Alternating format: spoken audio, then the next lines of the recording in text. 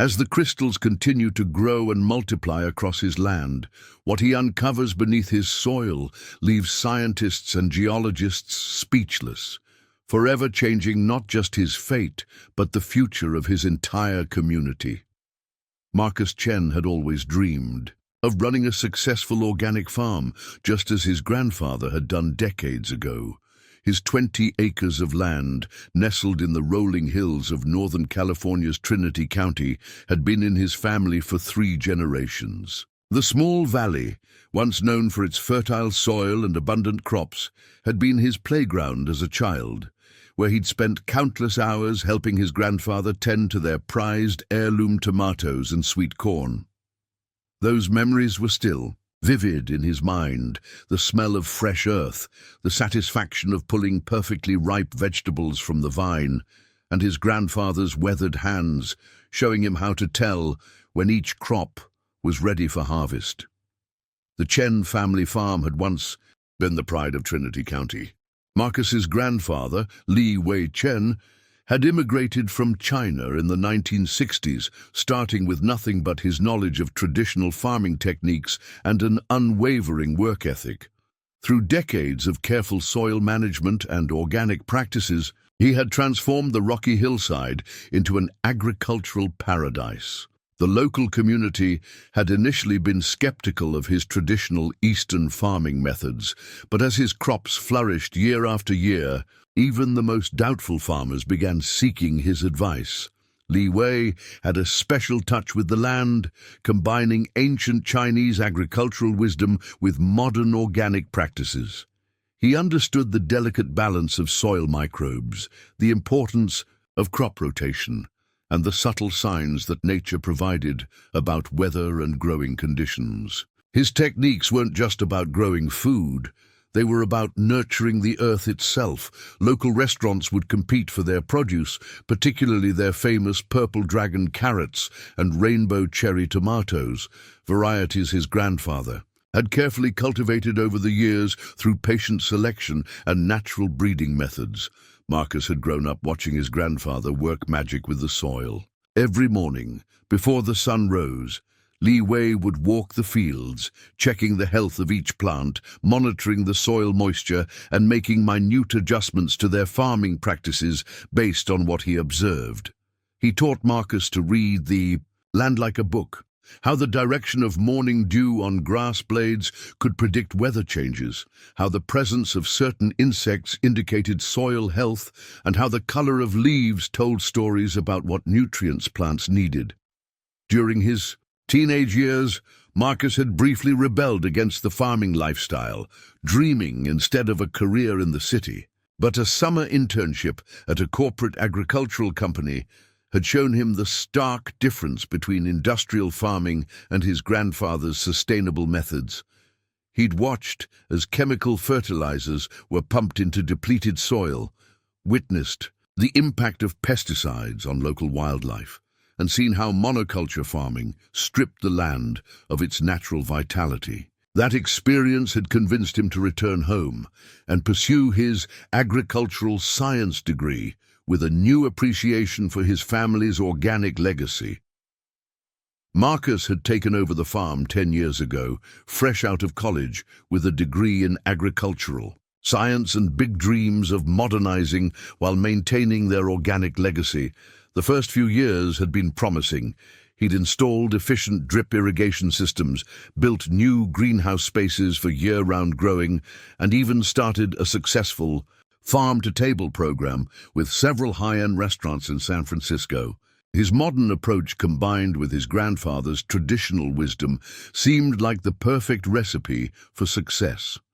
The farm had been featured in several sustainable agriculture magazines, and their produce commanded premium prices at farmers' markets throughout Northern California, but the past 5 years had brought nothing but hardship.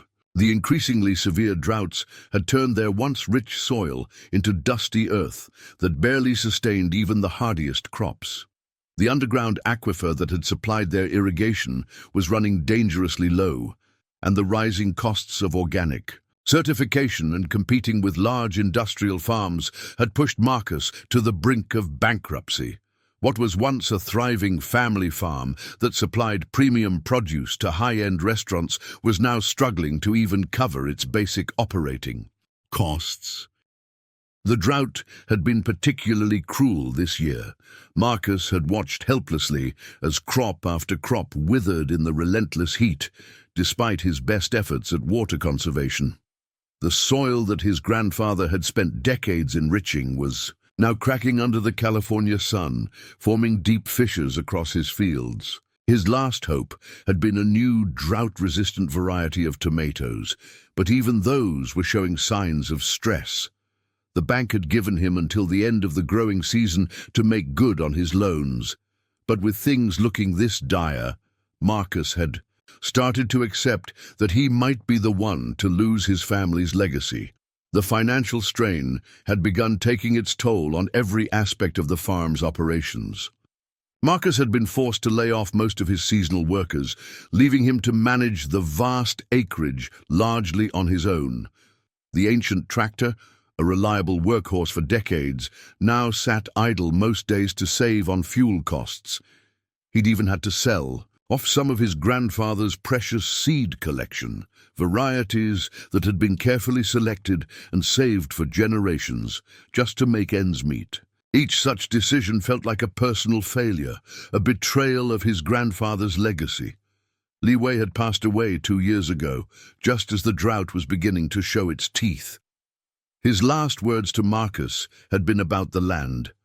"The earth speaks to those who listen," he'd said, gripping his grandson's hand with surprising strength. "Sometimes its greatest gifts come disguised as challenges." At the time, Marcus had attributed these words to his grandfather's poetic nature, but now they echoed in his mind with new significance. Each morning, Marcus would still wake before dawn, maintaining the routine his grandfather had instilled in him. He would walk the fields at first light, checking the irrigation lines and looking for any signs of hope among his struggling crops. It was during one of these morning inspections, with fog still clinging to the valley floor, that everything changed. At first, Marcus thought his eyes were playing tricks on him in the dim light. Among the cracked earth of his western field, something caught the weak rays of the rising sun and seemed to shine back with an intensity that stopped him in his tracks. As he drew closer, his heart began to race. Protruding from one of the deeper fissures in the soil was what appeared to be a cluster of crystal formations, unlike anything he'd ever seen in his 2 decades of farming. The formations seemed to emit a faint, bluish glow in the early morning light, something he had never encountered in any agricultural journal or farming forum. For several minutes he stood frozen in place, his work boots covered in dew, staring at the otherworldly sight before him. The crystals were roughly the size of his palm, with multiple points emerging from the earth like some sort of mineral flower. Their surface was smooth and faceted, catching the light in a way that made them appear almost alive. Marcus knelt down to examine them more closely, careful not to touch them directly. His grandfather had taught him to be cautious with anything unusual he found in the soil, a lesson learned after an incident with some wild mushrooms in his youth. The crystals seemed to be growing directly from the cracked earth, as if they were some sort of mineral plants pushing up through the soil. What struck him most was how they seemed to pulse with a subtle inner light, creating tiny patterns of blue and white that danced across their surfaces. His first thought was that perhaps someone had dumped some sort of industrial waste or chemicals on his land. It wouldn't be the first time a larger operation had tried to cut corners at the expense of small organic farmers. But these formations didn't look artificial. They had an organic quality to them, growing in patterns that reminded him of the sacred geometry his grandfather used to talk about when planning their crop rotations. As the sun rose higher and the fog began to burn off, Marcus noticed something even more extraordinary. There were more clusters of crystals emerging from other cracks in his field. Some were barely breaking the surface, just tiny points of light in the morning dew, while others were fully formed clusters like the first one he'd found. His mind raced with possibilities and questions. What were these strange formations? Were they dangerous? And most importantly, could they somehow be the miracle his failing farm desperately needed? Standing there in the growing morning light, surrounded by these mysterious crystalline growths, Marcus felt a strange mixture of fear and hope. His grandfather's last words about the Earth's gifts coming disguised as challenges rang in his ears. Perhaps this was what Li Wei had meant, or perhaps this was just another cruel twist in his farm's downward spiral. Either way, Marcus knew that this discovery would change everything. He just didn't know yet whether that change would be for better or worse. Marcus's hands trembled as he reached for his phone to document the strange crystalline formations emerging from his drought-stricken soil. The morning fog still clung to the valley, creating an otherworldly atmosphere around the glowing crystals. As a former agricultural science student, he knew he needed to approach this discovery methodically, despite the mixture of fear and wonder churning in his stomach. The first thing he noticed was the temperature difference. His digital soil thermometer showed readings 5 degrees higher near the crystal clusters than in the surrounding Earth. The crystals themselves seemed to pulse with a faint blue luminescence that grew stronger whenever he approached with his measuring tools. This wasn't just unusual. It defied everything he knew about mineral formation and growth. Using a grid pattern he'd learned during his college fieldwork, Marcus began mapping out the crystal locations across his western field. By mid-morning, he had documented 43 distinct clusters, each emerging from the deep fissures created by months of drought. The formations followed what appeared to be underground channels or ancient waterways, creating a pattern that reminded him of nerve endings in a living organism.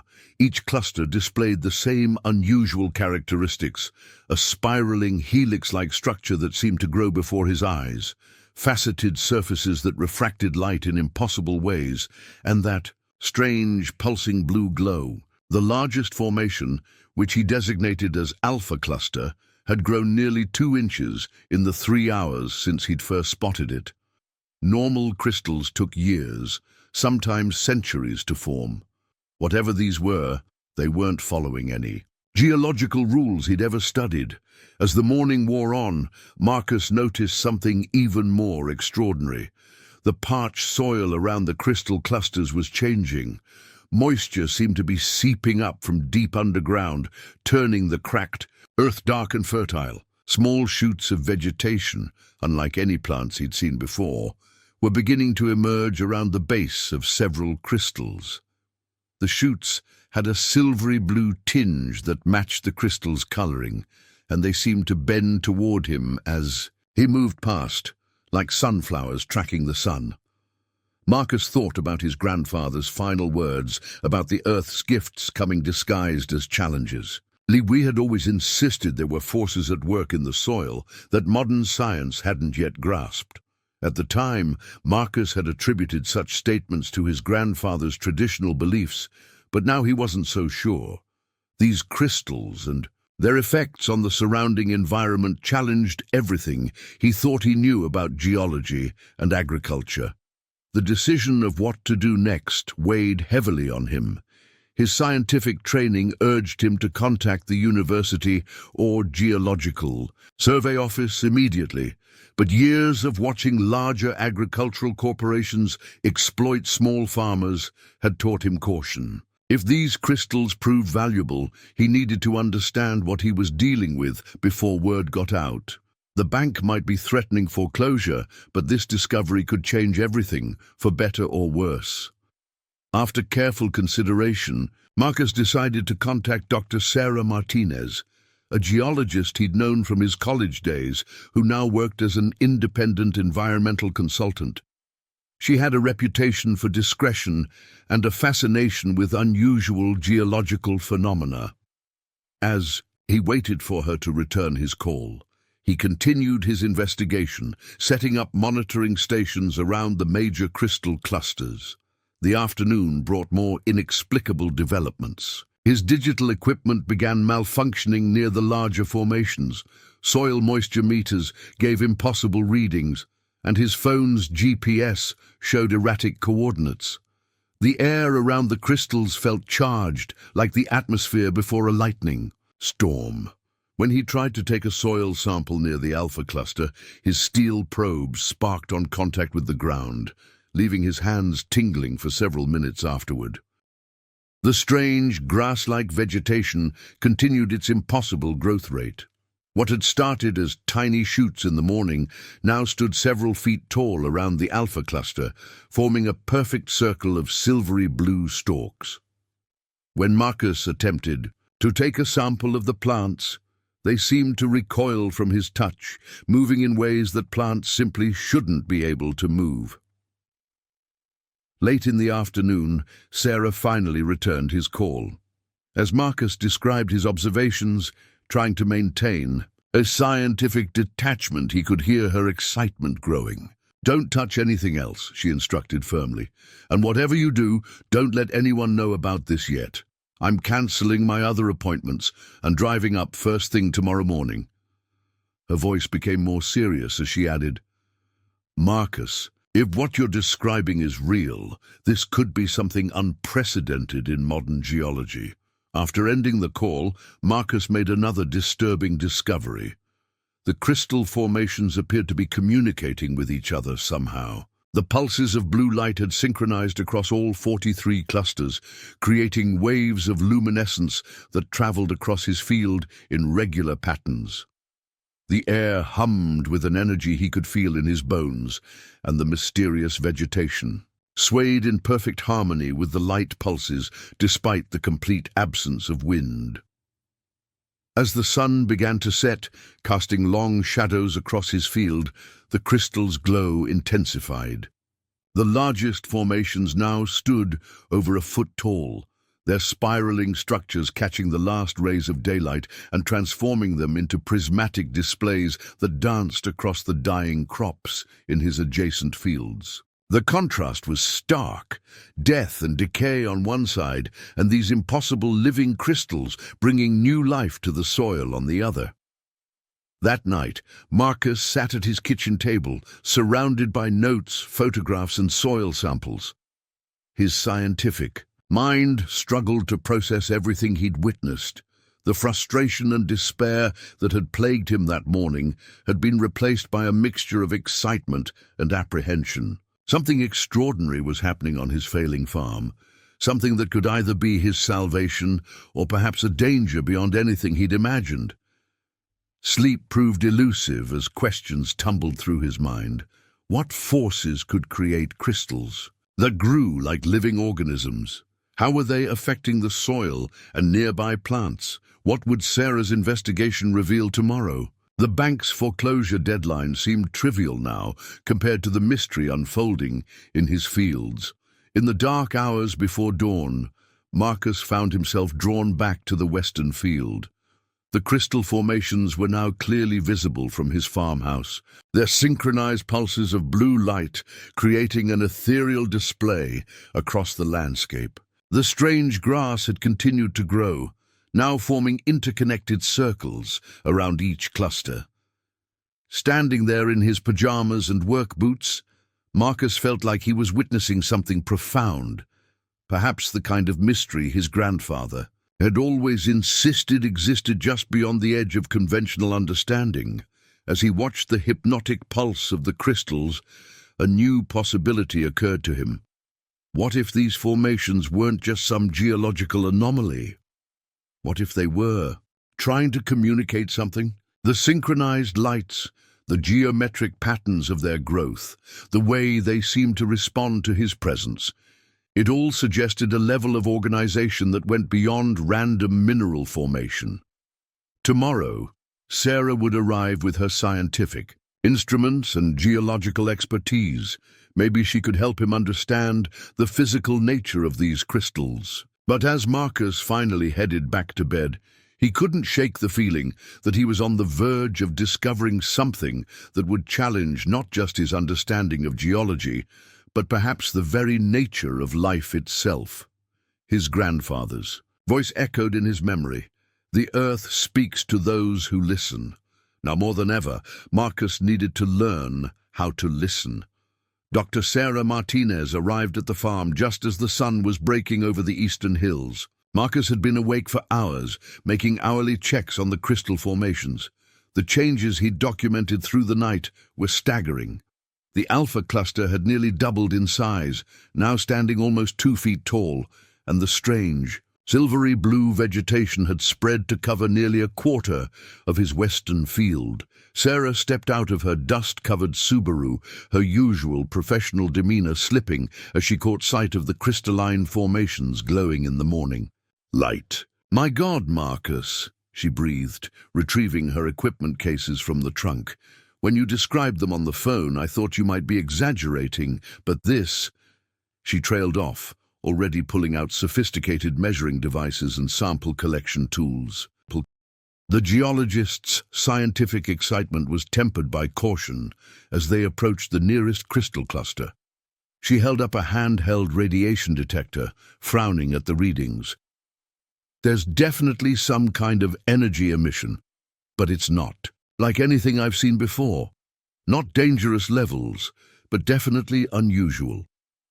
She pulled out a spectrometer and began taking readings of the crystal's luminescence.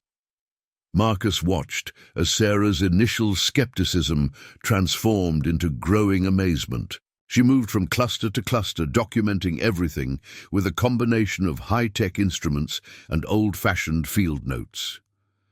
"These formations shouldn't be possible," she muttered, examining a core sample she'd carefully extracted from the soil near one of the smaller crystals. "The molecular structure is unlike any known mineral. It's as if they're combining elements in ways that violate basic principles of crystallography." The strange vegetation particularly captured Sarah's attention.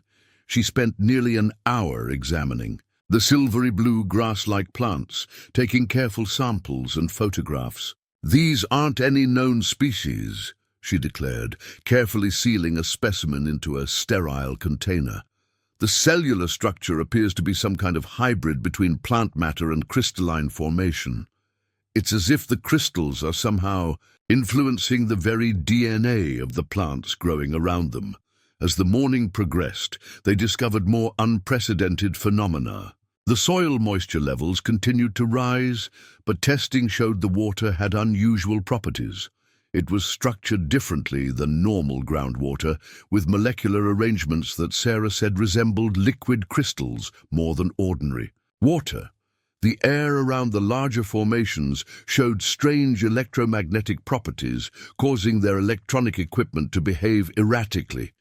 "Marcus," Sarah said seriously, setting down her instruments, "this isn't just some unusual mineral deposit. Whatever these crystals are, they're actively changing the environment around them. They're behaving more like a living system than a geological formation." She paused, choosing her words carefully. "I've seen some strange things in my career, but nothing like this. We need to understand what we're dealing with before this goes any further." Just then, they noticed something new. The Alpha cluster had begun emitting a low, barely audible humming sound. The frequency seemed to resonate with the other crystal formations, creating complex harmonics that made the air itself feel thick with energy. The strange grass swayed in perfect synchronization with the sound, despite the complete absence of wind. Sarah quickly set up additional monitoring equipment, including a seismometer and various atmospheric sensors. The data that began streaming across her laptop screen made her pale slightly. "These formations aren't just growing upward," she explained, pointing to complex graphs and readings. "They're extending downward and outward through the soil in a geometric pattern. It's almost like they're creating some kind of network." As if to confirm her observation, a new crystal cluster suddenly emerged from the ground about 20 feet away. Unlike the gradual growth they'd observed with the others, this one pushed up through the soil with visible speed, reaching a height of several inches in a matter of minutes. The humming intensified, and all the crystal's pulsing lights synchronized. With the new formation, we need to contact my colleagues at the university, Sarah said, her voice tense. This is beyond anything I can analyze on my own. We need a full research team out here. Geologists, botanists, physicists. She trailed off as she noticed Marcus's expression. What's wrong? Marcus explained his concerns about losing control of the discovery, about the farm's financial situation, about his grandfather's teachings regarding the land's secrets. Sarah listened thoughtfully, then suggested a compromise. Let me reach out to just two people I trust completely, Dr. Chen from the geology department and Dr. Patterson from botanical sciences. They're both independent researchers who've dealt with unusual phenomena before. They'll understand the need for discretion. As they discussed the possibilities, neither noticed at first that the humming had changed pitch. The strange grass around the alpha cluster had begun moving more actively, its silvery blue stalks weaving together in complex patterns. When they finally turned their attention back to the formations, they saw something that stopped them both in their tracks. The alpha cluster had developed what appeared to be internal chambers or cavities within its crystalline structure. As they watched, mesmerized, tiny points of light began moving through these chambers, like fireflies trapped in glass. The other, crystal formations soon followed suit, their internal structures becoming more complex, more organized, more purposeful. Marcus, Sarah whispered, her scientific detachment cracking, I don't think these are just crystals anymore. This level of organization, these patterns, it's almost like they're building something. She adjusted her instruments, taking new readings. The energy signatures are becoming more coherent, more structured. It's as if they're working toward some kind of purpose. The implications of her words hung heavy in the air. If these formations were indeed working toward something, what was their goal? Were they a natural phenomenon they simply didn't understand yet, or something else entirely? The mystery that had seemed exciting that morning now took on a more ominous tone. As the day wore on, more changes became apparent. The soil around the crystal formations had completely transformed, taking on a rich, dark color that hadn't been seen on the farm since before the drought. But mixed with the fertile earth were tiny crystal fragments that caught the light like diamonds. The strange grass had begun producing what looked like seed pods, but they too had crystalline elements incorporated into their structure. Sarah's preliminary analysis of the soil samples showed something extraordinary.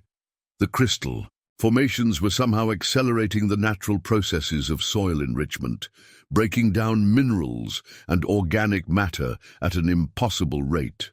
In a way, she explained, they're doing in days what would normally take decades, but they're also changing the fundamental structure of the soil itself. It's becoming something different. By late afternoon, the humming had grown loud enough to be heard from the farmhouse. The crystal formations now covered nearly half of the western field, their growth rate increasing exponentially. The original alpha cluster stood over 3 feet tall, its complex internal chambers pulsing with mysterious light patterns that seemed almost like coded messages. Marcus and Sarah sat at his kitchen table, surrounded by data readouts, samples, and equipment. The excitement of scientific discovery had given way to a deep uncertainty about what they were witnessing. Sarah's phone buzzed constantly with messages from colleagues responding to her carefully worded inquiries about unusual crystal formations, but she knew none of their theories could explain what was happening here. We need to make a decision, Sarah said finally, looking up from her laptop. Whatever these crystals are, they're changing your land in fundamental ways. We can either try to stop it now, while they're still contained to one field, or— She paused, glancing out the window at the glowing formations. Or we can see where this leads. But if we do that, we need to be prepared for the possibility that we're dealing with something far beyond our current understanding of natural law. Marcus followed her gaze, watching the synchronized pulses of light dance across his field. His grandfather's words about the Earth's gifts seemed to take on new meaning with each passing hour.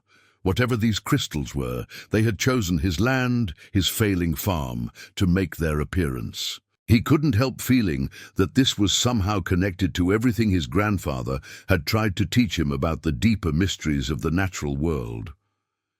As the sun began to set, casting long shadows across the transformed landscape, Marcus made his decision. But before he could voice it, both he and Sarah noticed something new happening in the field, something that would make their previous observations seem mundane by comparison. The crystals were about to reveal their true nature, and nothing on the farm would ever be the same again. The last rays of sunlight were fading when Marcus and Sarah witnessed something that defied all rational explanation.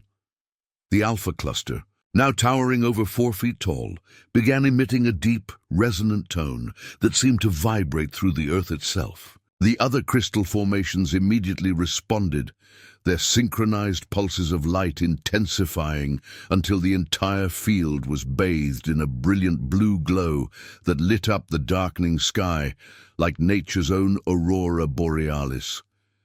The display was so bright that Marcus could see neighboring farms in the distance, their windows reflecting the ethereal light show happening on his land. He briefly wondered how long it would be before someone came to investigate, but his thoughts were interrupted by Sarah's excited voice. "Look at the internal chambers," Sarah exclaimed, frantically adjusting her recording equipment. The mysterious points of light within the crystal structures had begun moving with new purpose, forming complex geometric patterns that shifted and evolved like a living kaleidoscope. Each formation seemed to be developing its own unique internal architecture, yet all were clearly part of some larger, coordinated design. The air crackled with an energy that made their skin tingle and their hair stand on end. Sarah's various scientific instruments were registering readings that, according to her, should have been impossible. The electromagnetic fields being generated by the crystals were unlike anything recorded in natural or laboratory conditions. But it was what happened next that truly left them speechless. The strange, silvery blue vegetation around the Alpha cluster suddenly began to move with obvious purpose. The plant stalks drew together, weaving themselves into structured patterns with a precision that no natural process could explain. As they watched, mouths agape, the plants began forming recognizable shapes, first simple geometric forms, then more complex configurations that resembled written characters. "They're trying to communicate," Sarah whispered, her scientific skepticism warring with the evidence before her eyes. She scrambled to document everything, her cameras clicking rapidly as the plant formations continued to shift and change. "These patterns, they're not random. There's a clear mathematical progression, a syntax. Look at how each sequence builds on the previous one." Marcus stood, transfixed, remembering his grandfather's stories about ancient farmers who could read messages. In the land itself, Libwe had often spoken about how the earliest agricultural societies had developed their farming practices by learning to interpret natural patterns and signs. He'd always assumed these were just cultural metaphors. But now, "Can you decode it?" he asked, not taking his eyes off the evolving display. Sarah shook her head, her fingers flying over her laptop keyboard as she attempted to record and analyze the patterns. "It's unlike any known writing system, but there's definitely structure to it. Look, these sequences keep repeating with slight variations, like they're trying different ways to make us understand. They're learning, adapting their communication method based on our responses." The air around them had become so charged with energy that every electronic device in the vicinity began behaving erratically. Sarah's sophisticated monitoring equipment was recording impossible readings, energy signatures that shouldn't exist in nature, radiation patterns that defied known physics, and magnetic field variations that seemed to pulse in rhythm with the crystal formations. Suddenly, the alpha cluster's internal chambers filled with a new kind of light, brighter and more focused than before. A beam of coherent energy shot upward into the darkening sky, and where it met the atmosphere, it created something like a projection screen of pure light. The display was so clear and precise, it looked like advanced holographic technology. Yet, it was being generated by seemingly natural crystal formations. Images began forming in the air above the field, first simple geometric shapes, then more complex forms that seemed to tell a story. They saw representations of cellular structures, molecular bonds, DNA helixes, but all with subtle variations that suggested something both familiar and profoundly alien.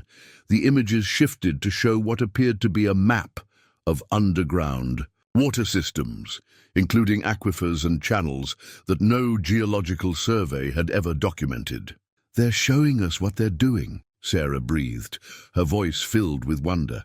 "Look, they're not just growing, they're creating a network connecting to underground water sources." She trailed off as the display shifted again, showing the crystalline structures extending deep into the earth, interfacing with minerals and microorganisms in ways that seemed to defy the basic laws of biology. As they watched, the aerial display began showing accelerated images of soil transformation. The crystals were demonstrating how they were restructuring the very chemistry of the land.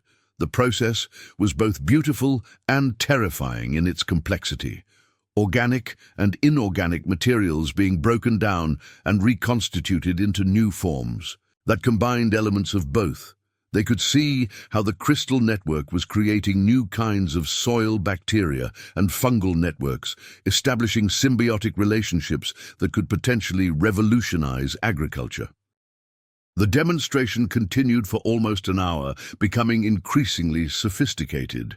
They saw detailed images of weather patterns, water cycles, and what appeared to be long-term climate projections. The crystals seemed to be presenting a comprehensive picture of their purpose, not just their effect on Marcus's farm, but their potential impact on the entire region's ecosystem. Each new revelation brought gasps of amazement from Sarah, whose scientific training was being challenged with every passing minute. "This is beyond anything in recorded science," she said, her voice shaking slightly. "These formations aren't just some mineral anomaly, they're intelligent, purposeful. They're literally reshaping the environment according to some kind of plan." She turned to Marcus, her face illuminated by the ethereal light show above them. "The question is, why here? Why your farm?" Before Marcus could respond, the display shifted one final time, showing something that made his heart skip a beat. The images now depicted traditional farming techniques, ones he recognized from his grandfather's teachings. They saw representations of crop rotation patterns, soil management practices, and water conservation methods that Li Wei had always insisted were guided by ancient wisdom. The display showed how these traditional practices worked in harmony with natural systems, demonstrating connections between lunar cycles, plant growth, and soil health that modern science was only beginning to understand. It revealed how indigenous farming methods had inadvertently been working with the same principles that the crystals were now actively implementing. "They're showing us the connection," Marcus realized, his voice filled with emotion. "All those traditional practices my grandfather believed in, they weren't just folk wisdom, they were based on some deeper understanding of the land's natural systems." He watched as the display showed the crystalline network interfacing with these traditional farming methods, enhancing and amplifying their effects. Sarah nodded slowly, her scientific mind struggling to process the implications. "These formations, they're like a bridge between ancient knowledge and some kind of advanced biological technology. They're showing us how to work with the land's natural systems instead of fighting against them. It's as if they're trying to teach us how to farm, in harmony with nature's own processes. The revelations continued as night fell completely. The crystal formations demonstrated how they were capable of drawing water from deep underground, purifying it, and distributing it through their network in ways that could potentially transform the drought-stricken region. They showed how their presence could regenerate depleted soil, restore natural biodiversity, and even influence local weather patterns to create more favorable growing conditions. Each new piece of information added to the overwhelming significance of what they were witnessing. The crystals weren't just growing, they were implementing a comprehensive plan for environmental restoration. They seemed to understand the complex interplay between soil chemistry, water systems, and atmospheric conditions in ways that surpassed current scientific knowledge. But with each new revelation came new questions and concerns. The energy readings from the formations continued to climb, and the network of crystals was expanding at an accelerating rate. The strange grass had now covered most of the western field, and new crystal clusters were emerging every few minutes. The rate of transformation was becoming almost frightening in its speed and scope. "Marcus," Sarah said urgently, checking her instruments, "these energy signatures are off the charts. The crystal network is growing exponentially, and it's starting to affect the surrounding area in ways we can't predict. The electromagnetic fields they're generating are intensifying, and they're beginning to interfere with electrical systems in a wider radius. We need to decide what to do next, and we need to decide quickly." The implications of their situation were becoming clear. They were witnessing something that could potentially revolutionize agriculture and environmental restoration. But they were also dealing with a phenomenon they barely understood, one that was growing more powerful by the hour. The transformative potential was enormous, but so were the risks of unleashing something they couldn't control. Marcus stood at the edge of his transformed field, watching the hypnotic dance of lights within the crystal formations. His grandfather's final words echoed in his mind, "The earth speaks to those who listen." Now he understood that Li Wei had meant this, literally. There were forces at work in the natural world that modern science was only beginning to comprehend. The decision they faced was monumental.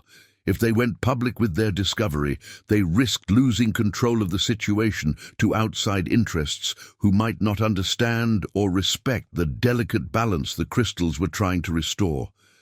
But if they kept it secret, they would be withholding something that could potentially help farmers worldwide adapt to changing climate conditions.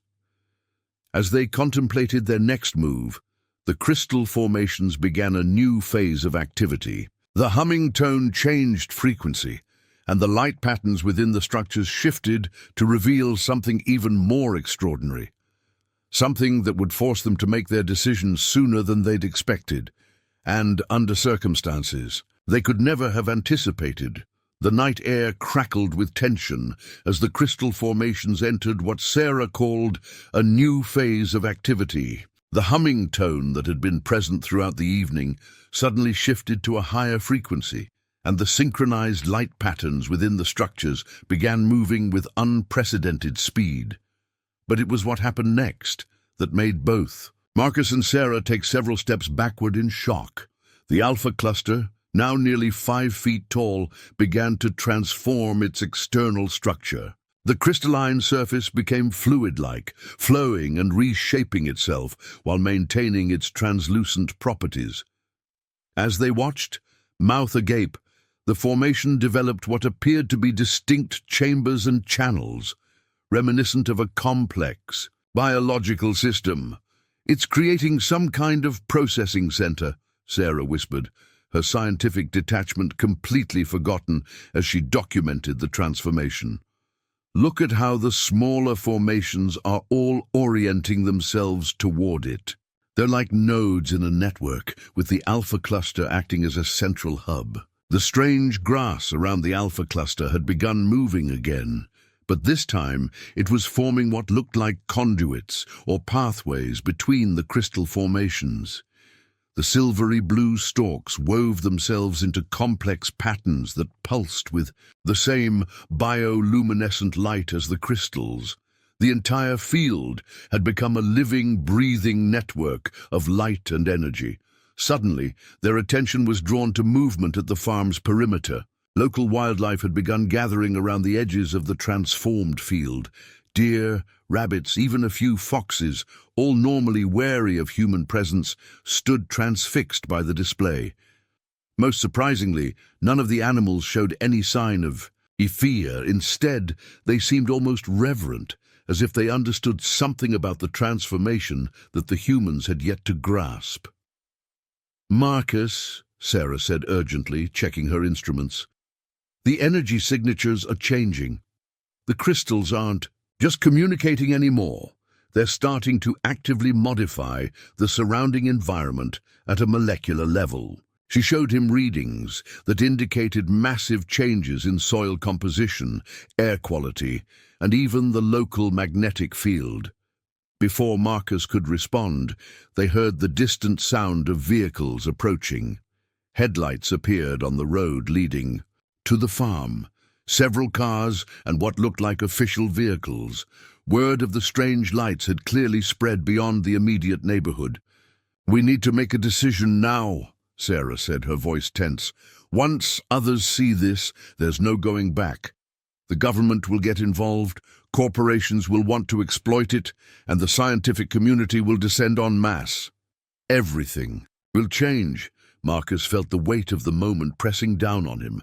His grandfather's teachings about being a steward of the land had never felt more relevant.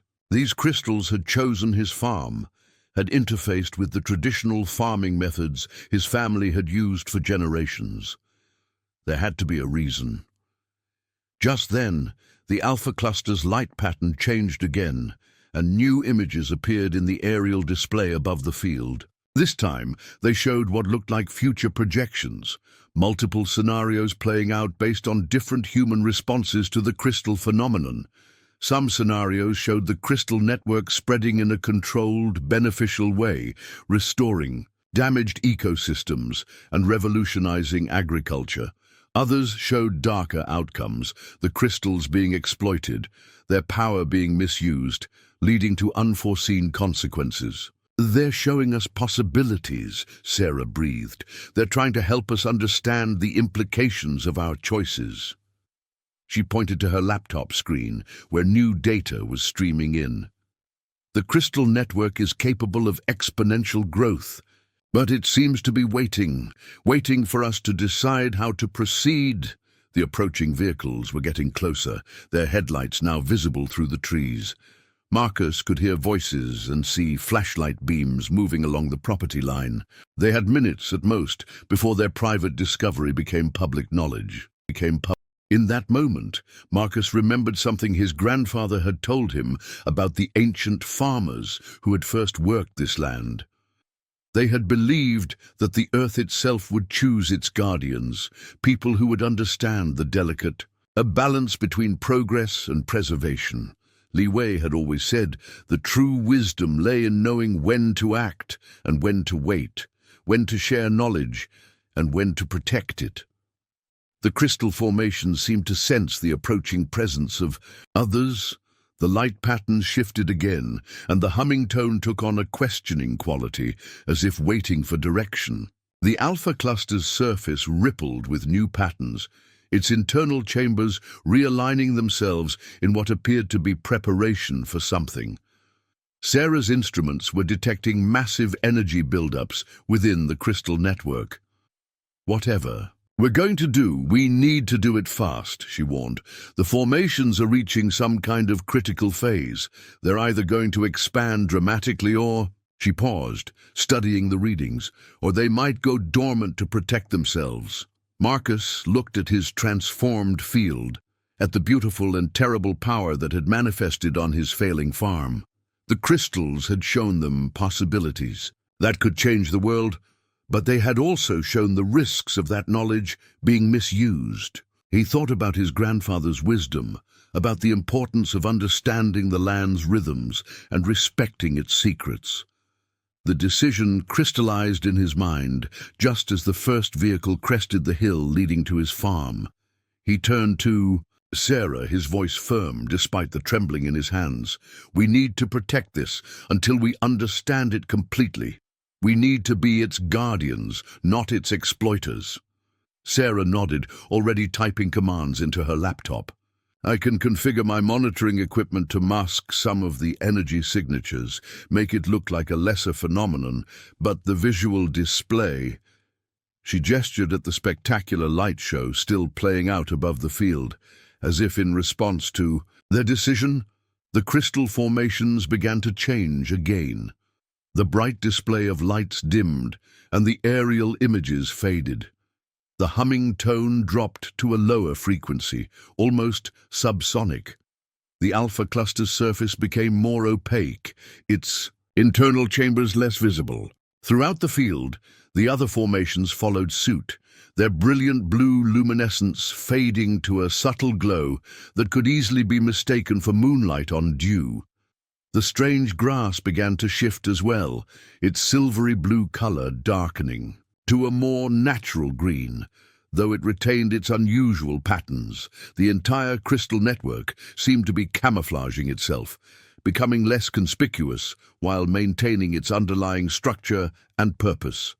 Just as the first car pulled into the farm's driveway, Marcus and Sarah witnessed one final message from the alpha cluster. In the fading light display, they saw images of cycles, day following night, seasons changing, growth followed by dormancy. The message was clear. This was not an ending, but a strategic pause, a time for quiet growth and preparation. The local sheriff stepped out of his vehicle, followed by several curious neighbors. "Marcus," he called out, shining his flashlight toward them. "Everything okay out here? We got reports of strange lights." Marcus and Sarah exchanged a knowing look. They had become part of something much larger than themselves, chosen as guardians of a power that the world might not yet be ready to understand.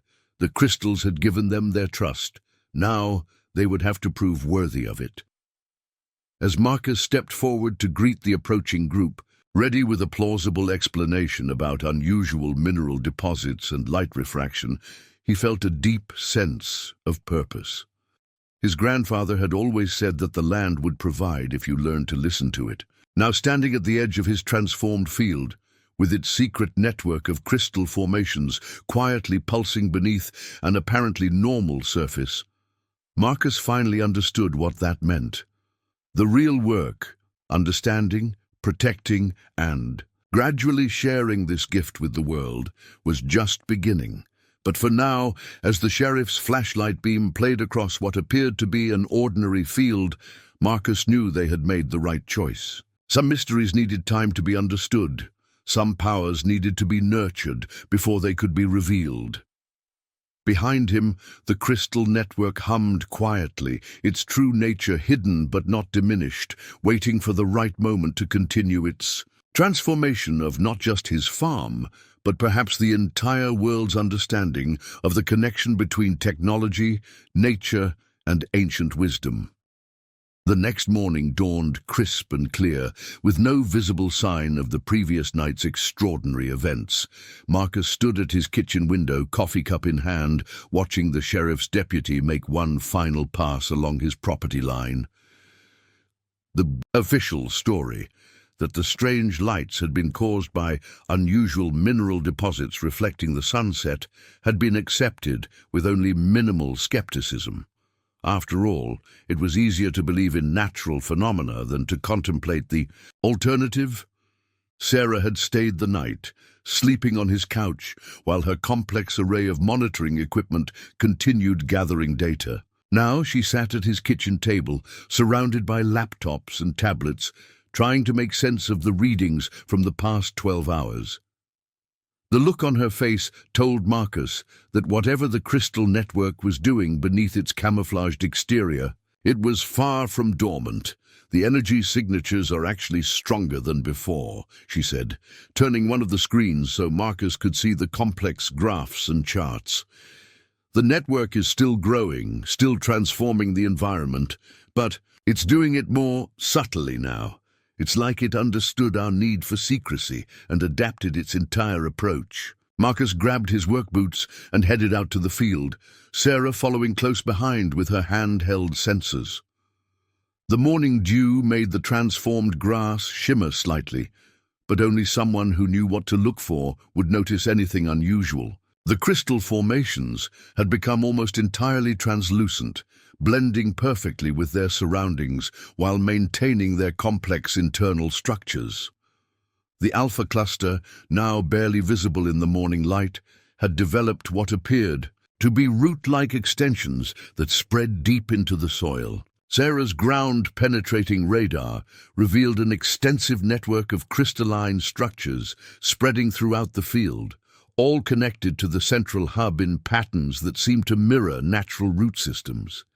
"Look at this," Sarah said excitedly, pointing to some new data on her tablet.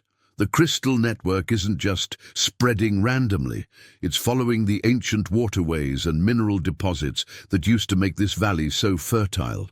It's like it's mapping the land's natural energy, flows and reinforcing them. As they walked the field, they began noticing subtle but significant changes. The soil, which had been dusty and depleted just days ago, now had a rich, dark quality. Tiny shoots of normal plants, not the crystalline hybrid grass, were emerging everywhere, growing with remarkable vigor. The air itself felt different, carrying a freshness that reminded Marcus of morning walks with his grandfather. The crystal network is acting like some kind of environmental catalyst, Sarah explained, taking soil samples for analysis. It's not just improving conditions directly, it's actually reactivating the land's natural regenerative processes. Your grandfather's traditional farming methods. The crystals are essentially supercharging them, creating perfect conditions for natural growth. They discovered that the strange grass had developed a symbiotic relationship with the crystal formations, acting as a kind of organic interface between the crystalline network and the natural environment. Where the grass touched normal plants, those plants showed accelerated growth and increased resistance to drought. The transformation was happening so gradually that it looked like natural recovery, but the speed was far beyond anything possible under normal conditions.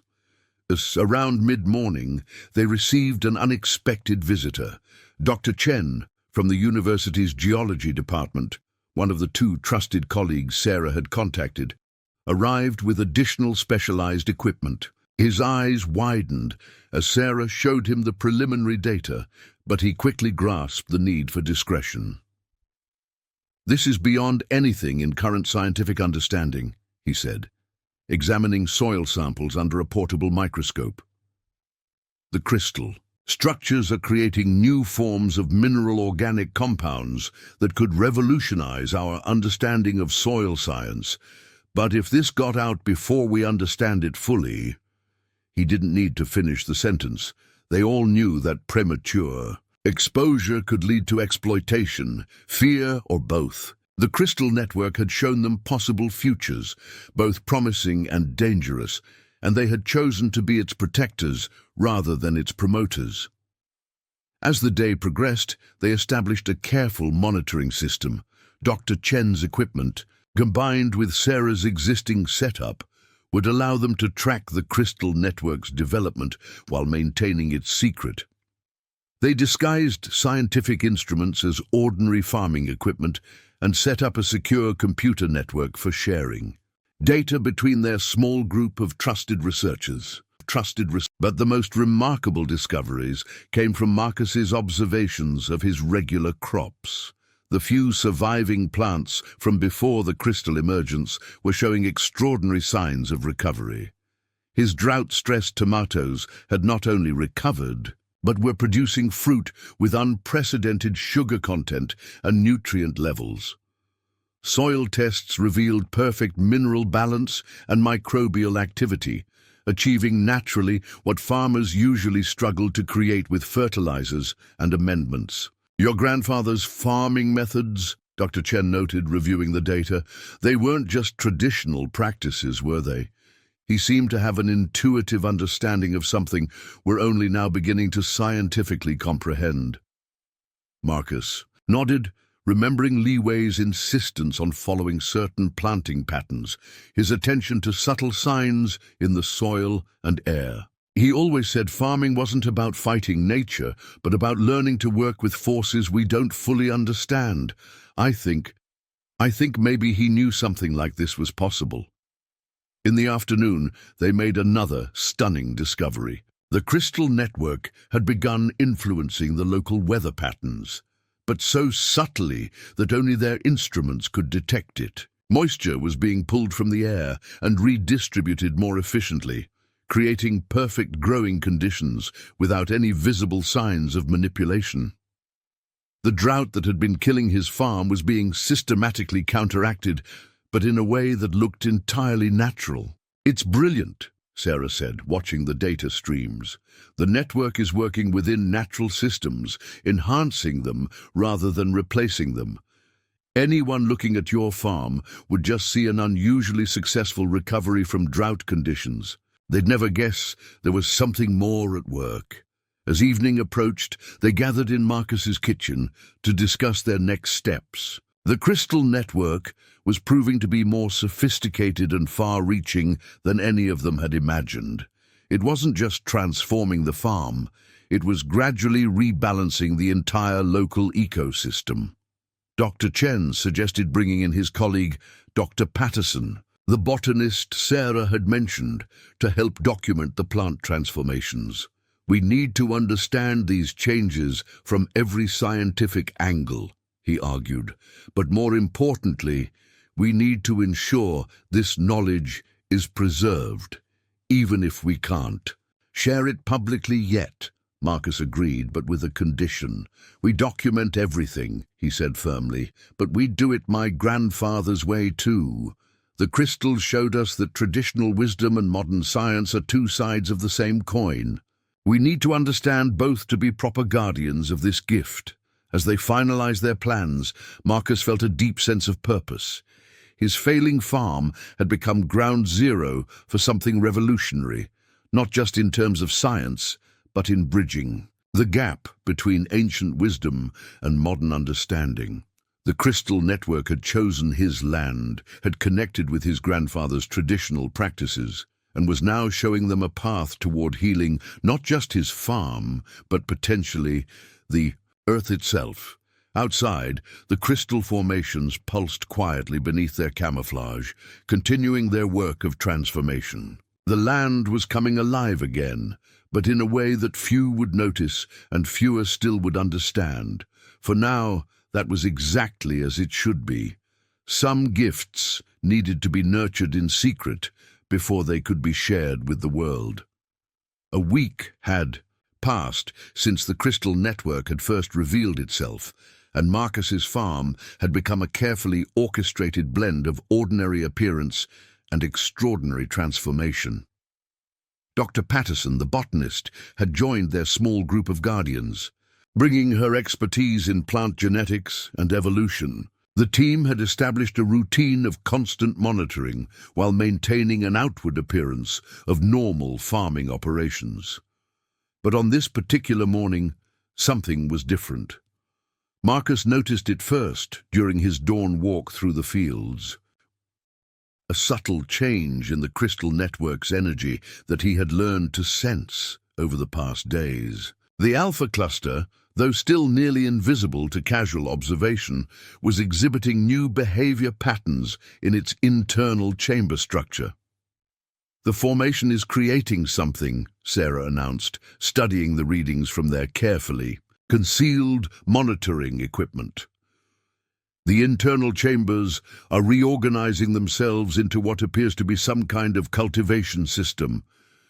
The data showed unprecedented levels of energy concentration within the alpha cluster's core. But the most remarkable discoveries came from Marcus's observations of his regular crops. The few surviving plants from before the crystal emergence were showing extraordinary signs of recovery. His drought-stressed tomatoes had not only recovered, but were producing fruit with unprecedented sugar content and nutrient levels. Soil tests revealed perfect mineral balance and microbial activity, achieving naturally what farmers usually struggle to create with fertilizers and amendments. Your grandfather's farming methods, Dr. Chen noted, reviewing the data, they weren't just traditional practices, were they? He seemed to have an intuitive understanding of something we're only now beginning to scientifically comprehend. Marcus nodded, remembering Li Wei's insistence on following certain planting patterns, his attention to subtle signs in the soil and air. He always said farming wasn't about fighting nature, but about learning to work with forces we don't fully understand. I think maybe he knew something like this was possible. In the afternoon, they made another stunning discovery. The crystal network had begun influencing the local weather patterns, but so subtly that only their instruments could detect it. Moisture was being pulled from the air and redistributed more efficiently, creating perfect growing conditions without any visible signs of manipulation. The drought that had been killing his farm was being systematically counteracted, but in a way that looked entirely natural. "It's brilliant," Sarah said, watching the data streams. "The network is working within natural systems, enhancing them rather than replacing them. Anyone looking at your farm would just see an unusually successful recovery from drought conditions. They'd never guess there was something more at work." As evening approached, they gathered in Marcus's kitchen to discuss their next steps. The crystal network was proving to be more sophisticated and far-reaching than any of them had imagined. It wasn't just transforming the farm, it was gradually rebalancing the entire local ecosystem. Dr. Chen suggested bringing in his colleague, Dr. Patterson, the botanist Sarah had mentioned, to help document the plant transformations. "We need to understand these changes from every scientific angle," he argued, "but more importantly, we need to ensure this knowledge is preserved, even if we can't share it publicly yet." Marcus agreed, but with a condition. "We document everything," he said firmly, "but we do it my grandfather's way too. The crystals showed us that traditional wisdom and modern science are two sides of the same coin. We need to understand both to be proper guardians of this gift." As they finalized their plans, Marcus felt a deep sense of purpose. His failing farm had become ground zero for something revolutionary, not just in terms of science, but in bridging the gap between ancient wisdom and modern understanding. The crystal network had chosen his land, had connected with his grandfather's traditional practices, and was now showing them a path toward healing not just his farm, but potentially the Earth itself. Outside, the crystal formations pulsed quietly beneath their camouflage, continuing their work of transformation. The land was coming alive again, but in a way that few would notice and fewer still would understand. For now, that was exactly as it should be. Some gifts needed to be nurtured in secret before they could be shared with the world. A week had passed since the crystal network had first revealed itself, and Marcus's farm had become a carefully orchestrated blend of ordinary appearance and extraordinary transformation. Dr. Patterson, the botanist, had joined their small group of guardians. Bringing her expertise in plant genetics and evolution, the team had established a routine of constant monitoring while maintaining an outward appearance of normal farming operations. But on this particular morning, something was different. Marcus noticed it first during his dawn walk through the fields. A subtle change in the crystal network's energy that he had learned to sense over the past days. The alpha cluster, though still nearly invisible to casual observation, was exhibiting new behavior patterns in its internal chamber structure. "The formation is creating something," Sarah announced, studying the readings from their carefully concealed monitoring equipment. "The internal chambers are reorganizing themselves into what appears to be some kind of cultivation system." The data showed unprecedented levels of energy concentration within the alpha cluster's core. As the day progressed, they documented more unexpected developments. The new hybrid plants seemed to be communicating with the crystal network, sending and receiving signals through the strange grass that connected everything. The entire field had become a living internet of plants, soil, and crystalline structures, all working in perfect harmony. "Your grandfather was right," Sarah said to Marcus as they reviewed the day's data. "There really are forces at work in nature that we're only beginning to understand. The crystal network isn't introducing anything new. It's revealing and enhancing what was already here, what traditional farmers somehow knew about all along. But their amazing discoveries were interrupted by an unexpected complication. One of Marcus's regular farmhands, Miguel, had noticed something unusual while working in the field. He brought Marcus a handful of soil containing one of the hybrid seedlings, his face filled with curiosity and confusion. The team exchanged worried glances. They had been so focused on documenting the crystal network's activities that they had perhaps grown careless about maintaining their secrecy. Now they faced a crucial decision: how to handle this potential breach of their careful containment. Marcus studied Miguel's face, remembering how the man had worked alongside his grandfather for years, learning the traditional farming methods. Without question or complaint, perhaps it was time to expand their circle of guardians, to include someone who understood the practical, day-to-day aspects of farming. Before Marcus could decide how to respond, the crystal network made the decision. For them, the alpha cluster's light patterns shifted subtly, and the strange grass around Miguel began to move in what they now recognized as a sign of acceptance. The network, it seemed, was ready to reveal itself to someone new. As the sun began to set, casting long shadows across the transformed field, Marcus began explaining everything to Miguel. The farmhand listened with increasing amazement as he learned about the crystal network, its connection to traditional farming wisdom, and its potential to revolutionize agriculture. "Your grandfather used to say, the earth would choose its own guardians," Miguel said finally, carefully placing the hybrid seedling back in its protective soil pocket. "I never understood what he meant until now. The day's developments had shown them that their role as guardians of the crystal network would continue to evolve.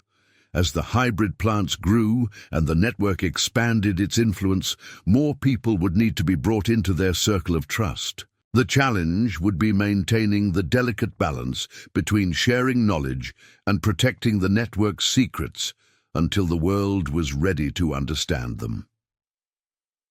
That evening, as the team gathered in Marcus's kitchen to update their documentation and plan their next steps, they could feel the quiet pulse of the crystal network beneath their feet. The farm was transforming into something extraordinary, a living laboratory where ancient wisdom and modern science were finding common ground. The seeds of change had been planted. Now they had to ensure they would grow in the right way, at the right time.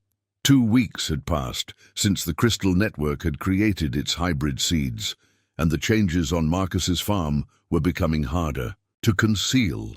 The new plants had grown with extraordinary vigor, their silvery blue-tinged leaves creating subtle patterns that caught the morning light in unusual ways. While still passable as normal crops to casual observers, anyone who looked closely would notice something remarkable about these plants. The team's morning meeting was interrupted by an urgent call from Miguel, who was monitoring the western edge of the property. "You need to see this," he said, his voice tense. "Someone's been here during the night." Marcus and Sarah rushed to the location, followed by Dr. Chen and Dr. Patterson. They found clear evidence of intrusion: footprints, In the soil, broken stems of the hybrid plants, and most worryingly, several small holes where someone had apparently taken soil samples. The crystal network had already begun repairing the damage, its strange grass weaving new protective patterns around the disturbed areas. This was no random trespasser, Dr. Chen said, examining the precise nature of the soil extraction sites. These are professional sampling techniques. Someone knows something's different about this farm. He pointed to distinctive marks in the soil that indicated the use of specialized geological testing equipment. Sarah's instruments revealed another concern. The crystal network's energy signatures had become more pronounced in response to the intrusion. The alpha cluster was pulsing with increased intensity, and the camouflage effect they had worked so hard to maintain was showing signs of strain. The network is adapting to the threat, Sarah explained, studying her readings. It's strengthening its defensive capabilities, but in doing so, it's becoming more visible. We need to find out who's investigating us before this escalates further. Dr. Patterson had been examining the damaged hybrid plants and made a disturbing discovery. Some of these breaks aren't random, she said, pointing to specific cut patterns. They're systematic sampling points. Whoever did this knows exactly what they're looking for. They're testing for genetic modifications. Marcus felt a chill run down his spine. They'd been so focused on studying and protecting the crystal network that they hadn't considered the possibility of outside scientific interest.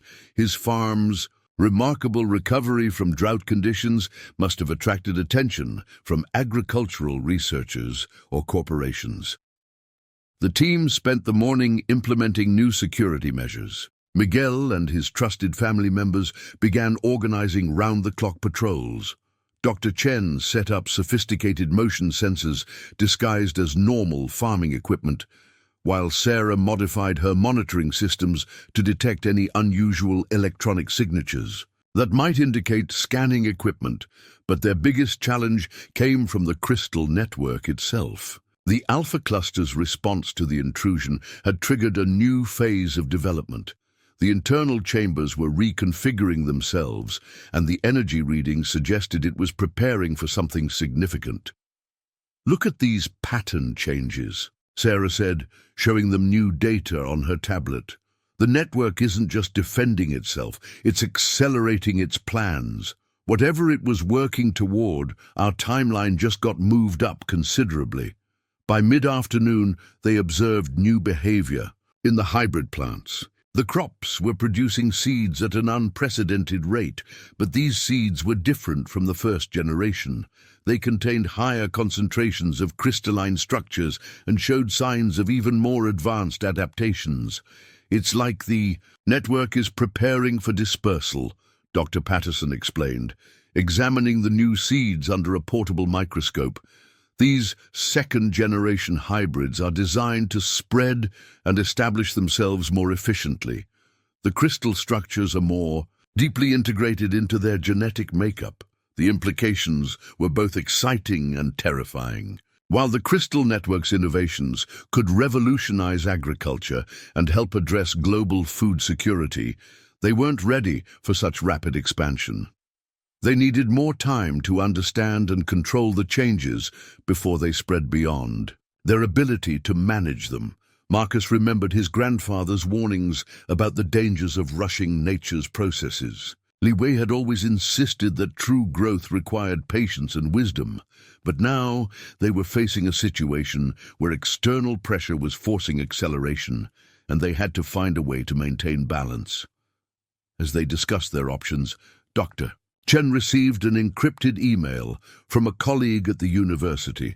Someone had submitted soil samples from the area for analysis, claiming they showed unusual mineral formations and unexplained biological activity. The request had come through a shell company, but his contact suspected it was linked to a major agricultural corporation known for aggressive research into genetic modifications. "They're getting closer," Sarah warned, reviewing their security footage. And it's not just one group. These footprints show at least 3 different intrusion patterns. We're dealing with multiple interested parties. The crystal network seemed to sense their concern.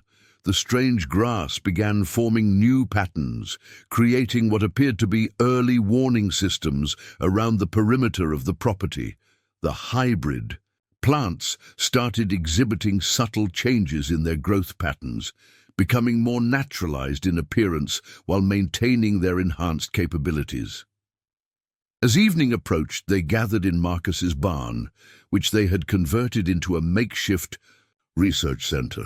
The walls were covered with data printouts, soil analysis charts, and maps showing the crystal network's expansion patterns. They needed to make critical decisions about how to proceed. "We have 3 immediate challenges," Dr. Chen summarized, pointing to their latest findings. "First, maintaining secrecy despite increased outside interest. Second, managing the network's accelerated development. And third, preparing for the possibility that we might need to go public on our own terms before we're exposed." Dr. Patterson added another concern. The second-generation hybrid seeds are showing signs of exceptional resilience. Once they mature, they'll be capable of establishing themselves independently. We need to decide if we're ready for that level of autonomous spread. Marcus studied the latest images from their monitoring systems. The crystal network had spread beneath nearly half his property now, its influence subtle but profound. The land was thriving in ways he had never seen, even in his grandfather's time. But with that success came increasing risk of discovery. "Maybe," Miguel suggested quietly, "this is what your grandfather meant about the Earth choosing its time. Perhaps we're not supposed to control this completely. Maybe our role is just to guide it, to help it emerge in the right way." As if in response to Miguel's words, the Alpha Cluster's energy patterns shifted again. The serial display they hadn't seen since the first night suddenly reappeared, though much more subtle than before. It showed new images, patterns of growth, and change that suggested the crystal network had its own timeline, its own plan for emergence. Sarah's instruments captured data that supported this theory. "The network isn't just reacting to the intrusion," she explained, showing them new readings. "It's adapting its entire approach. These energy signatures suggest it's developing more sophisticated ways to integrate with natural systems without drawing attention." The team worked late into the night, developing strategies to protect their discovery while honoring its apparent desire to evolve and expand. They enhanced their security systems, revised their cover story, and prepared contingency plans for various scenarios. But they also had to accept that some aspects of this transformation were beyond their control. As they finally prepared to leave for the night, Marcus took a final walk through his transformed field. The hybrid plants swayed gently in the evening breeze, their silvery blue leaves catching the last light of day. The crystal network hummed quietly beneath his feet, its power contained but not diminished. He thought about his grandfather's final words, about the earth speaking to those who listened. Li Wei had understood something fundamental about the relationship between humans and the natural world, that true stewardship meant finding the balance between guidance and acceptance, between protection and trust. The challenges they faced were growing, but so was their understanding of what they were part of. The crystal network wasn't just a scientific phenomenon to be studied and controlled.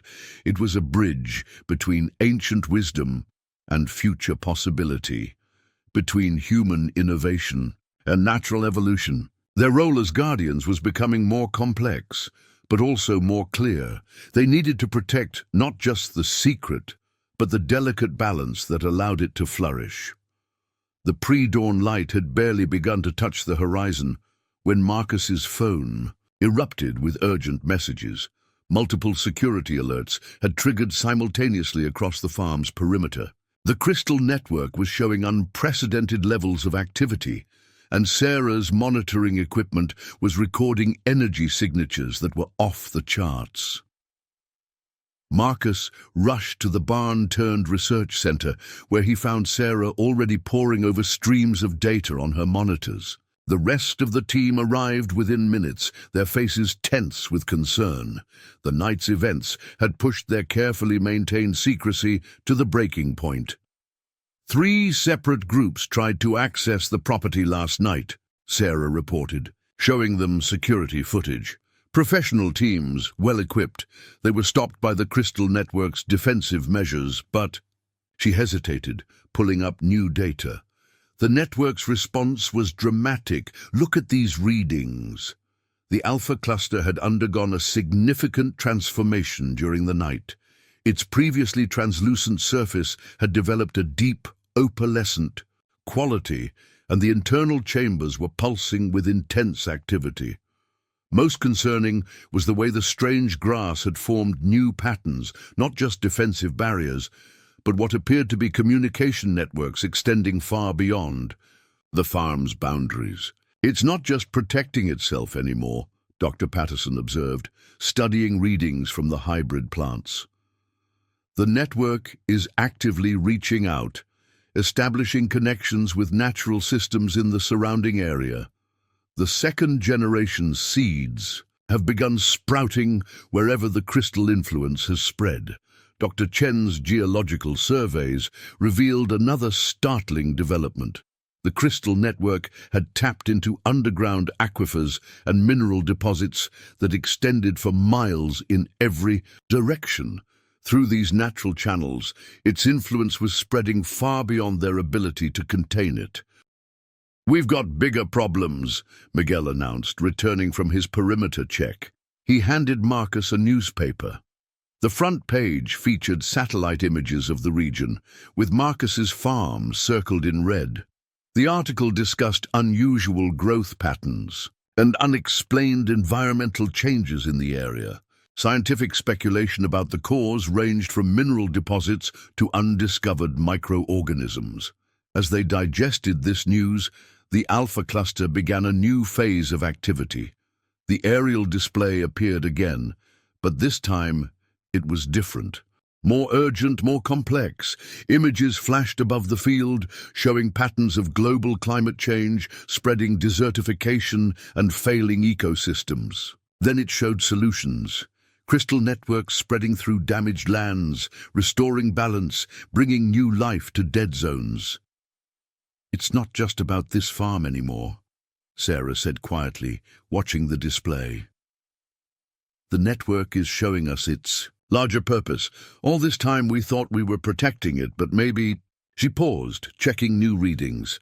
Maybe it was just waiting until it was ready to emerge on a larger scale. Dr. Patterson's analysis of the second-generation hybrid plants revealed something equally profound. "These aren't just enhanced crops," she explained, showing them microscopic images. "They're carrying the blueprint for environmental restoration in their very DNA. Each seed is like a tiny terraforming engine capable of adapting to and healing damaged ecosystems." The implications were staggering. The crystal network wasn't just an isolated phenomenon. It was potentially a planetary healing system, something that could address environmental crises on a global scale. But with this realization came new dilemmas. The world wasn't ready for such dramatic change, and there would be powerful interests who would try to control or exploit this discovery. As if sensing their concerns, the crystal network began another transformation. The Alpha Cluster's surface rippled with new patterns, and its internal chambers reconfigured themselves into what looked like information storage systems. The aerial display shifted to show historical images, ancient farming practices, traditional ecological knowledge, and scientific discoveries that had been forgotten or ignored. "It's not just showing us the future," Marcus realized, watching the display. "It's connecting past wisdom with future possibilities. Everything my grandfather tried to teach me about working with nature instead of against it, the network, is showing us how to do that on a global scale. The team spent the morning documenting everything, knowing they were witnessing a crucial turning point. The crystal network was clearly preparing to reveal itself to the world, but in its own way and on its own timeline. Their role was shifting from protectors to facilitators of a much larger transformation. By midday, they began noticing changes in the local environment that couldn't be hidden. The weather patterns had shifted subtly, bringing gentle rains to the drought-stricken region. Wildlife behavior had changed, with animals showing increased intelligence and purpose in their movements. Even the air felt different, charged with a new kind of energy that seemed to promote health and vitality. Dr. Chen's instruments detected massive changes in the underlying geology. The crystal network had begun restructuring mineral deposits and water systems, creating more efficient and sustainable patterns of resource distribution. It's like watching millions of years of geological evolution happening in real time, he explained, showing them the data. The strange grass had started producing its own evolutionary innovations. Dr. Patterson discovered that it was developing new ways to clean pollutants from soil and air, while also enhancing the growth of normal plants around it. The boundary between natural and crystal-enhanced life was becoming increasingly blurred. Sarah's monitoring systems revealed another significant development. The crystal network was no longer trying to hide its energy signatures. Instead, it was modulating them in ways that seemed designed to gradually acclimate the environment and its inhabitants to its presence. "Look at these patterns," she said, pointing to new data streams. "The network is creating a kind of graduated revelation. It's introducing its changes in stages, giving natural systems time to adapt. It's been doing this all along. We just couldn't see the larger pattern until now." As evening approached, they received word that scientific teams from several universities were en route to investigate the region's unusual phenomena.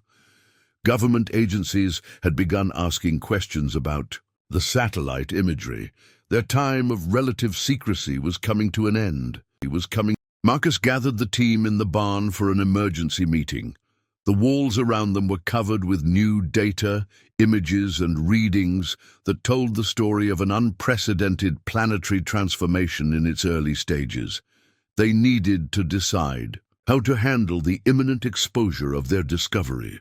"Maybe we've been thinking about this wrong," Miguel suggested, watching the alpha clusters display through the barn window. "We've been so focused on protecting the network's secret that we haven't fully considered why it chose to reveal itself in the first place. Why here? Why now?" Dr. Patterson nodded thoughtfully. "The timing can't be coincidental. With global ecosystems reaching critical tipping points, with traditional agricultural systems failing. Maybe the network isn't just offering solutions, maybe it's responding to a planetary need." The team worked late into the night, preparing for what would come next. They organized their documentation, prepared explanations for the scientific community, and developed frameworks for understanding the crystal network's true nature and purpose. Most importantly, they began drafting guidelines for working with, rather than attempting to control, this new force in nature.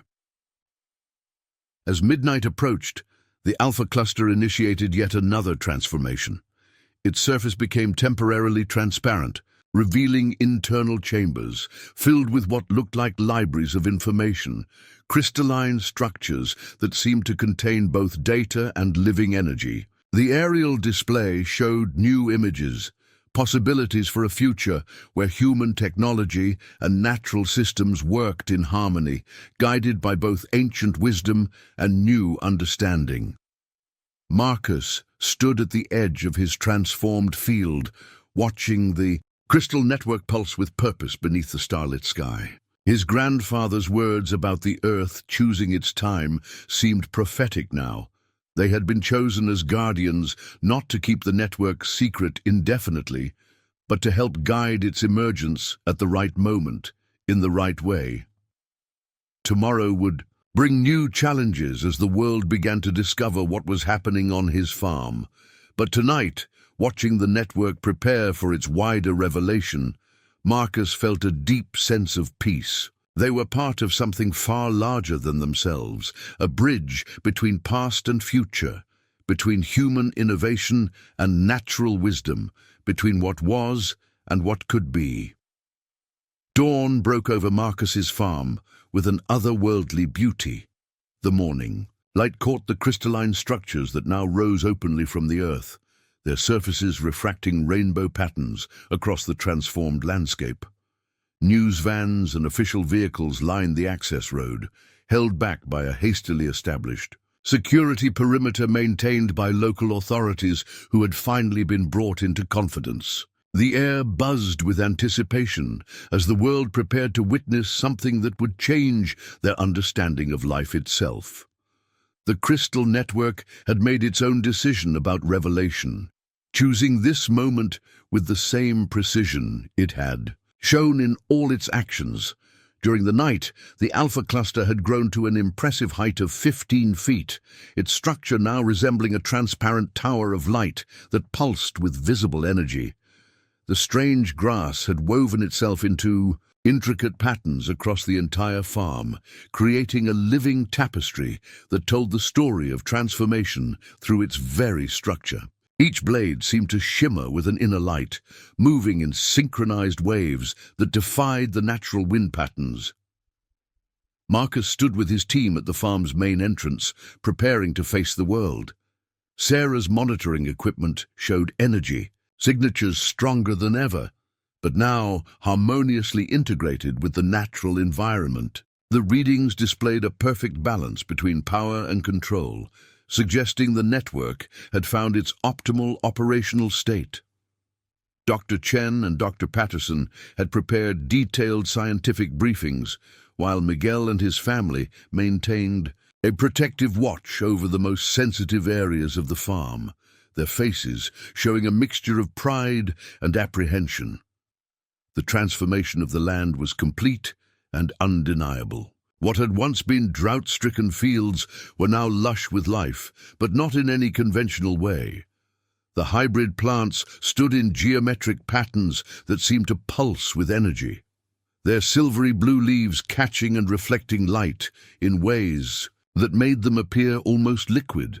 The soil itself had changed, taking on a rich, dark color, shot through with crystalline veins that caught the morning sun like threads of light. "It's ready," Sarah said softly, checking her final readings. "The network has stabilized its energy output at levels that won't overwhelm conventional instruments. It's deliberately making itself accessible to scientific study." The data showed how the crystal formations had adjusted their properties to be more easily understood by human observation methods, while maintaining their more complex functions beneath the surface. The first group allowed onto the farm was a carefully selected team of international scientists, accompanied by representatives from environmental protection agencies. As they approached the Alpha cluster, the crystal network began its most remarkable display yet. The aerial projection system activated, but this time it created a three-dimensional representation that filled the air above the farm, transforming the sky into a vast screen of living light.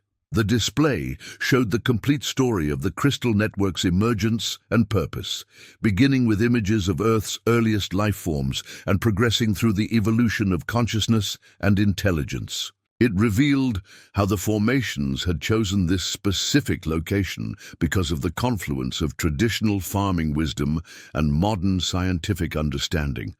The connection to Marcus's grandfather's practices was made clear. Li Wei had been unconsciously preparing the land for this transformation through his adherence to ancient agricultural principles, each season's work laying the groundwork for what was to come. The scientists watched in amazement as the network demonstrated its ability to interface with all forms of life. Birds flying through the projection field showed temporary crystalline patterns in their feathers, while insects landing on the strange grass became momentarily luminescent, their tiny bodies lighting up with the network's energy before returning to normal. Even the soil bacteria were visible through the display, showing how the crystal structures had enhanced their natural functions. "This is unprecedented," breathed the lead scientist, a renowned ecologist from Sweden, her voice trembling with emotion. "It's not just a new form of life. It's a bridge between different forms of consciousness. The crystal network is showing us how to communicate directly with natural systems." Her colleagues nodded in agreement, their instruments recording data that would take years to fully analyze and understand. Dr. Patterson's analysis of the hybrid plants had revealed something equally extraordinary. The second-generation seeds had begun producing what she called adaptation modules, crystalline structures that could modify plant DNA to thrive in damaged environments while maintaining ecological balance. These modifications weren't random mutations, but carefully designed changes that took into account the entire ecosystem's needs. "It's like having evolution itself as a collaborative partner," she explained to the assembled scientists, showing the microscopic images of the process in action. "The crystal network understands DNA at a level we're only beginning to grasp. It's not just making changes, it's guiding the natural adaptive processes of life itself." The strange grass, now recognized as a crucial interface between the crystal network and organic life, demonstrated its capabilities by rapidly cleaning a sample of polluted soil brought by one of the environmental agencies. The process was visible to the naked eye, with waves of purification spreading through the contaminated earth in minutes. More impressive was how the grass maintained a record of the contaminants it had encountered, developing new purification methods that could be shared throughout the network. Throughout the morning, the crystal network continued to share its knowledge. The alpha cluster's internal chambers projected detailed information about soil rehabilitation, water purification, and climate stabilization techniques. But what caught everyone's attention was how these solutions integrated traditional ecological knowledge with advanced biological engineering. Ancient farming practices were shown to have subtle energetic effects that the crystal network could detect and enhance, validating indigenous wisdom that had been dismissed by modern science. "Your grandfather knew," Sarah said to Marcus as they watched the scientists document everything. Maybe not consciously, but he knew the Earth had its own intelligence, its own way of solving problems. He was keeping that knowledge alive until it could be understood by modern science. She showed him new readings that demonstrated how Leeway's farming methods had created perfect conditions for the crystal network's emergence. By midday, the initial scientific assessment had produced its first reports. The crystal network was confirmed to be a completely new form of life, one that existed to facilitate communication and healing between different Earth systems. Its ability to bridge the gap between mineral, plant, and energy systems represented a paradigm shift in understanding life itself.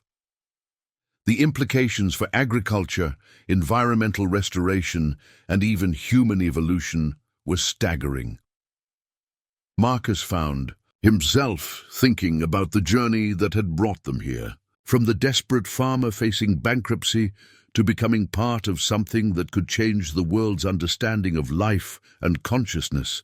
It seemed almost impossible to grasp. Yet his grandfather's teachings had prepared him for exactly this role, showing him how to listen to the land and trust in nature's wisdom.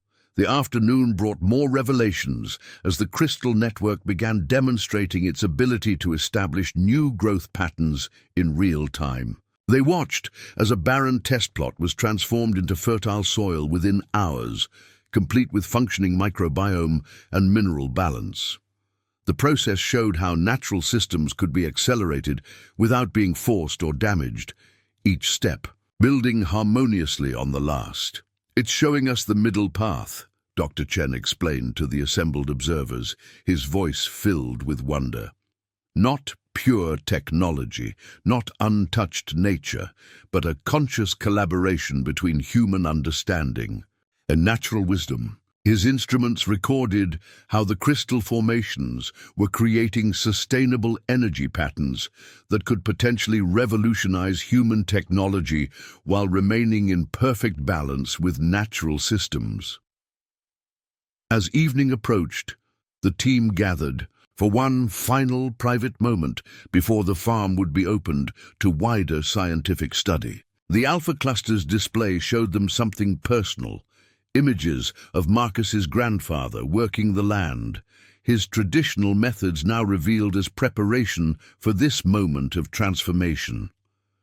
The crystal network had been watching, waiting, choosing its time to emerge, guided by the wisdom preserved in Li Wei's practices. "Your grandfather said the earth would speak to those who listened," Miguel reminded Marcus, watching the light play across the transformed fields. "He was teaching us how to listen all along. Now we're learning how to answer." The strange grass swayed in patterns around them, acknowledging the truth of these words with its own luminescent dance. The final revelation came as the sun began to set. The crystal network showed them its ultimate purpose, not just to heal damaged ecosystems or revolutionize agriculture, but to help humanity evolve into true stewards of the earth. The technology it offered wasn't meant to dominate nature, but to help humans understand and work with it more effectively. Through the network's guidance, ancient wisdom and modern science could finally work together to address the planet's environmental challenges. Sarah's instruments captured what she called the symphony of systems, the complex interplay of energy, matter, and consciousness that the crystal network was teaching them to perceive. The data showed patterns within patterns, each level of organization contributing to a greater harmony that had always existed but had never before been visible to scientific instruments. As darkness fell, the crystal formations began their night cycle, their subtle illumination creating a ghostly, beautiful landscape. The hybrid plants glowed softly, their silvery blue leaves reflecting starlight in ways that seemed to bridge the earthly and the cosmic. The strange grass continued its endless dance, weaving patterns that told stories of transformation and renewal, while the Alpha Cluster pulsed with a steady rhythm that seemed to echo the heartbeat of the earth itself. Marcus stood in his transformed field, surrounded by the team that had helped guide this discovery into the world. The crisis that had threatened to end his farming career had instead opened the door to something extraordinary. His grandfather's wisdom, combined with modern science and the crystal network's guidance, had created a new path forward for humanity's relationship with the natural world. Tomorrow would bring more scientists, more studies, more attempts to understand and quantify what was happening here. But tonight, watching the crystal network pulse with life and purpose, Marcus knew they had witnessed something that transcended ordinary understanding. They had been part of the beginning of a new chapter in Earth's story, one where human innovation and natural wisdom could finally work together in harmony. The crystal network's soft humming filled the night air, a sound that now represented hope rather than mystery. It was the sound of ancient knowledge meeting future possibility, of human consciousness beginning to understand its true role in the great dance of life on Earth. And it had all started here, on a failing farm, where one man had kept faith with traditional wisdom until the Earth itself was ready to speak. As the stars emerged above the transformed landscape, Marcus felt a deep sense of peace. The journey that had begun with the discovery of strange crystals in his drought-stricken field had led to something far greater than he could have imagined. The future was uncertain, but it was filled with possibilities that bridged the gap between human dreams and nature's wisdom. Earth had chosen its time to speak, and through the crystal network, it had found its voice at last.